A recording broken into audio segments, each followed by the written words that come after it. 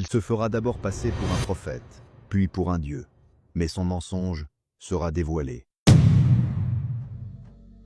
Dans la fin des temps, alors que les cœurs seront éprouvés, quand la foi deviendra précieuse comme une perle rare, un homme apparaîtra, le plus grand des imposteurs, Al-Dajjal. Il dira d'une voix trompeuse « Je suis votre Seigneur », mais son œil sera effacé et son mensonge plus évident que la lumière du soleil. Il viendra avec des illusions puissantes. Il fera croire qu'il redonne vie aux morts.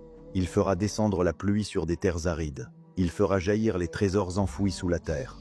Les foules le suivront, aveuglées par ses prodiges trompeurs, séduites par ses richesses, effrayées par sa puissance. Mais les croyants reconnaîtront le mensonge. Ils liront sur son front le mot « kafir ». Et ceux qui garderont leur foi, ceux dont le cœur restera ferme, seront protégés par la lumière d'Allah, sauvés de la tromperie du menteur. Car son paradis sera en réalité un feu, et son feu sera en réalité un jardin. Son pouvoir ne sera qu'illusion, et son règne qu'un mirage.